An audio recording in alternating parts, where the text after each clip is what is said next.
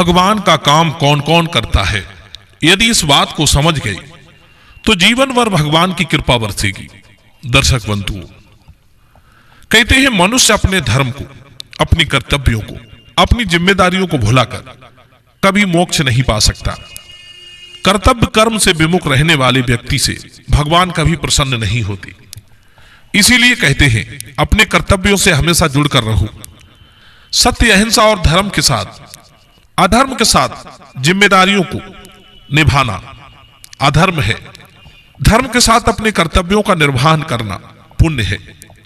आइए मैं आपको एक छोटी सी कहानी से सुनाता हूं जो आपको बहुत कुछ सिखा कर जाएगी। मित्रों, किसी गांव में अपनी पत्नी और बच्चों के साथ एक सुसेन नाम का व्यक्ति रहता था। वो अपने बीवी और बच्चों के साथ बड़े आनंद की जिंदगी जी रहा था। उसकी पत्नी बहुत ही सुशील स्त्री थी, पति का बहुत सम्मान करती थी। सुसेन भी अपने गृहस्थ धर्म की जिंदगी में जिम्मेदारियों को भली भांति निभा रहा था।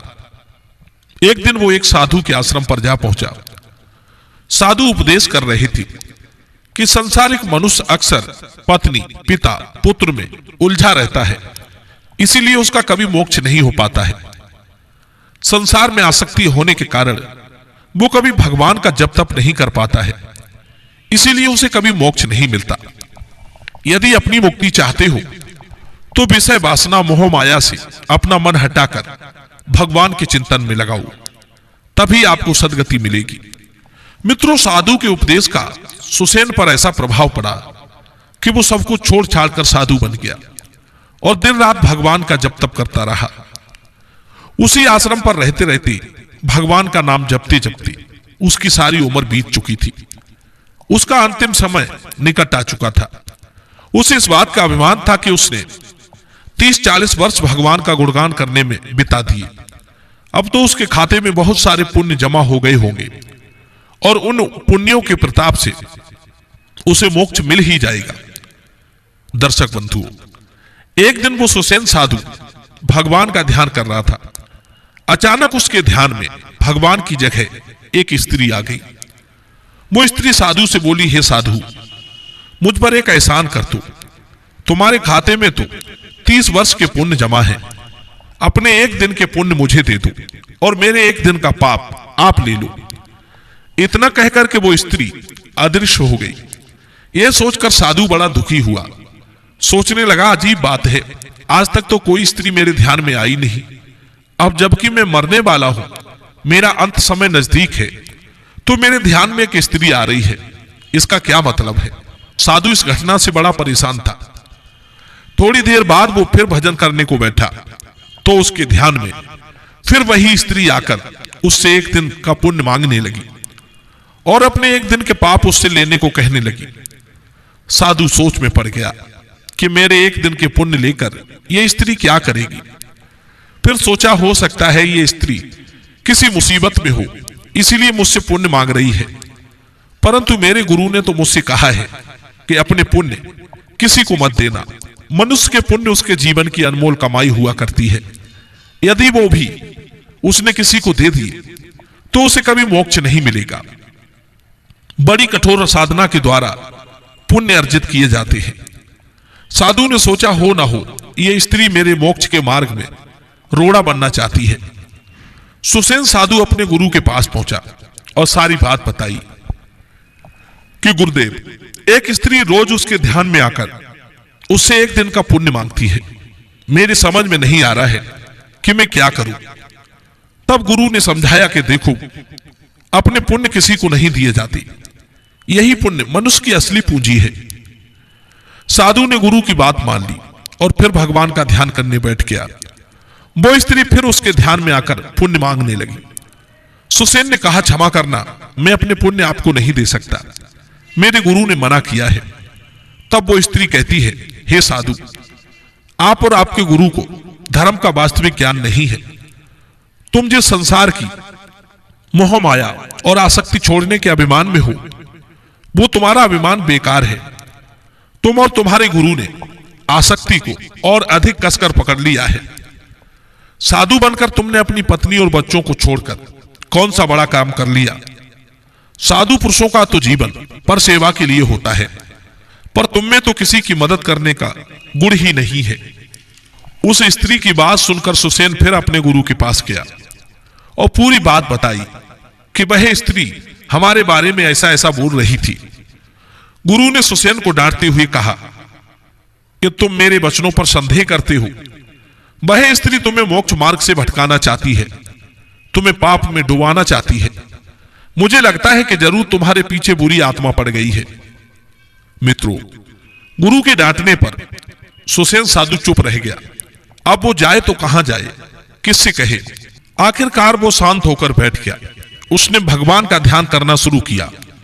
उसी समय फिर वही स्त्री उसके ध्यान में आ गई।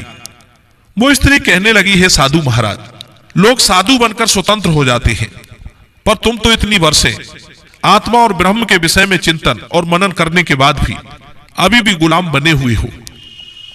तुम्हारी काबिलियत तो तब थी जब तुम गुरु से आगे जाती। तुम तो अपने गुरु के बंधन में बंधे पड़े हो, गुरु के थोड़े से ज्ञान से बंधे हुए हो। तुम स्वतंत्र होकर स्वयं कोई निर्णय नहीं ले सकते।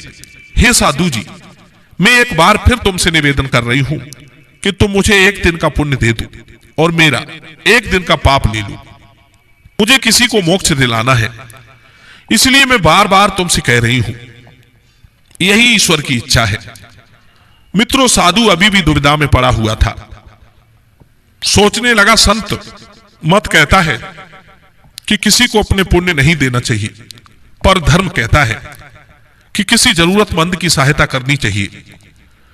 सुसैन सोचने लगा कि यह स्त्री भला किसे मोक्ष दिलाना चाहती है। गुरु ने तो मुझे कोई सही राह नहीं दिखाई, क्यों ना भगवान से ही पूछ लूं कि वो क्या कहते हैं। उसी समय साधु ने भगवान से ध्यान लगाया और उनसे प्रार्थना की कि वो उसे सही मार्ग सुझाएं। जैसे ही उसने भगवान से अपनी उलझन के बारे में बताया, उसी समय एक आकाशवाणी होती है। आकाशवाणी ने साधु से पूछा कि हे सुसैन, पहले तुम बताओ, तुमने आज तक कौन सा पुण्य इकट्ठा किया है जो तुम अपने पुण्यों पर इतरा रहे हो और एक दिन का पुण्य उस स्त्री को देने में झिझक रहे हो। तब साधु बोला, हे भगवान, मैंने आज तक पुण्य संचित करने के अलावा और किया ही क्या है। मैंने घर परिवार त्यागने के बाद 30 साल तक ईश्वर का भजन किया है। 30 सालें मैंने भिक्षा अन्न के सहारे बिता दी। आज तक कोई धन जमा नहीं किया। त्याग तो इतना बड़ा किया कि मैंने अपनी पत्नी और बच्चों को भी त्याग दिया।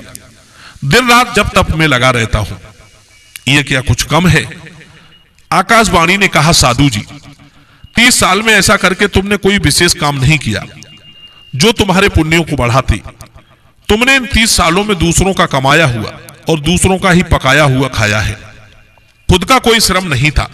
जरा सोचो, केवल राम राम जपने से, अल्लाह अल्लाह कहने से पुण्य कैसे प्राप्त हो सकता है? मान लो अगर तुम पैसा पैसा जपना शुरू कर दो, तो क्या पैसा पैसा तुम्हारे खाते में जमा हो जाएगा? नहीं होगा। पैसा जमा करने के लिए श्रम करना पड़ता है। उसी तरह पुण्यों को इकट्ठा करने के लिए और उपकार, दूसरों की सेवा सहायता करनी पड़ती है।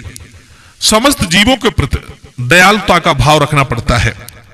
दुखी पीड़ित लोगों को मदद पहुंचानी पड़ती है। अब तुम राम राम जपते रहो और आपके पड़ोस में किसी के बच्चे भूखे सो रहे हो, तो क्या तुम्हें पुण्य मिलेगा? आप भगवान के ध्यान में बैठे रहो और आपके पास में किसी बहन बेटी की इज्जत लुटती रहे, तो क्या आपको पुण्य मिलेगा? आप राम राम जपते रहो और गरीबों को कोई लूटता रहे, पीटता रहे, तो क्या आपको पुण्य मिलेगा? नहीं मिलेगा। तुमने भी आज तक यही किया है। कर्तव्य धर्म से अलग होकर तुमने मेरा नाम जप किया।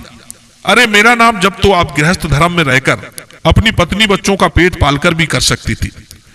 तब मैं बहुत खुश होता, परंतु अब मैं तुमसे प्रसन्न नहीं हूं और ना ही तुम्हारे खजाने में कोई पुण्य है। भगवान की वाणी सुनकर साधु सदमे में चला गया। कहने लगा, हे भगवान, जब मेरे खाते में कोई पुण्य नहीं है, तो वो स्त्री मुझसे एक दिन का पुण्य क्यों मांग रही थी और अपने एक दिन का पाप देने की बात क्यों कर रही थी? तब भगवान बोले, अरे मूर्ख, उसे पता था कि तुम्हारे पास कोई पुण्य नहीं है, तुम्हारे पास सिर्फ पाप ही पाप है। वो तुमसे तुम्हारे पाप मांग रही थी और अपने पुण्य तुम्हें देना चाहती थी, ताकि तुम्हारा मोक्ष हो सके। वो तुम्हारी वही पत्नी थी जिसे तुम 30 वर्ष पहले त्याग कर चली आई थी।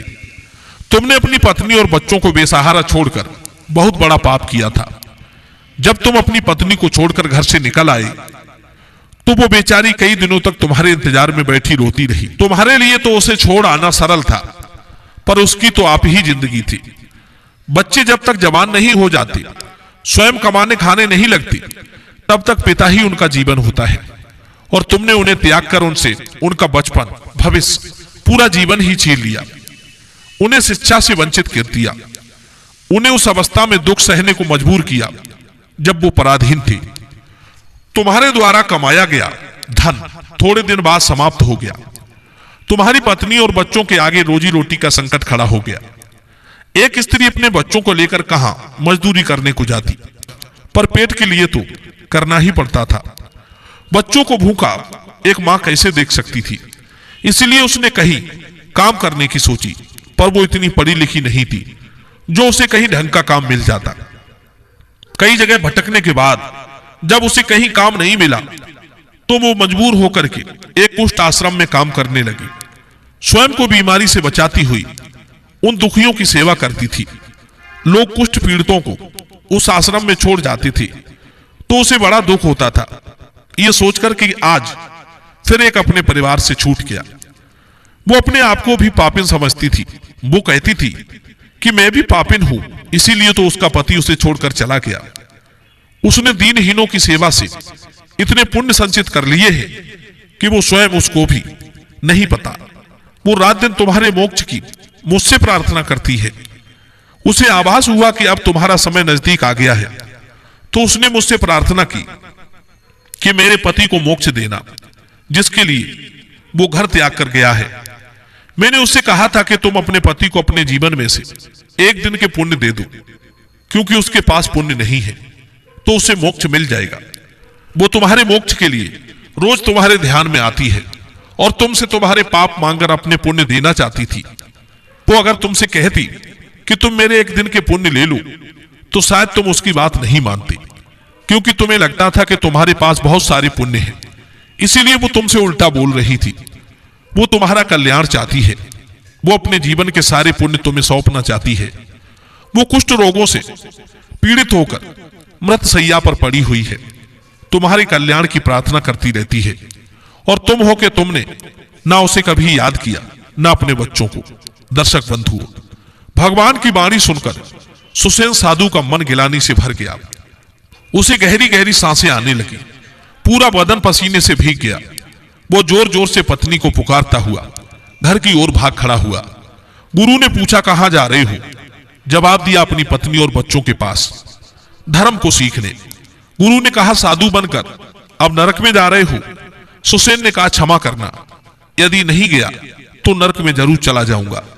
मनुष्य का सबसे बड़ा धर्म है धर्म के साथ अपनी जिम्मेदारियों को निभाना, अपने परिवार का पालन पोषण करना। अपने दायित्वों से मुकरने वाला भगवान की शरण में जाने पर भी नरक में ही जाता है। अपने कर्तव्यों का सत्य मार्ग पर चलकर पालन करने वाला ही भगवान को प्रिय होता है। दर्शक बंधु, वही मनुष्य भगवान को प्रिय होता है जो भगवान का काम करता है। यही सबसे बड़ा धर्म है और इसी काम से मनुष्य के जीवन में सबसे अधिक पुण्य इकट्ठे होते हैं। तो दर्शक बंधुओं, मैं उम्मीद करता हूं यह कहानी जरूर आपके समझ में आई होगी। तो चलिए अपनी कीमती राय कमेंट सेक्शन में दीजिए। मिलते हैं आपसे अगली वीडियो में एक नई चर्चा के साथ।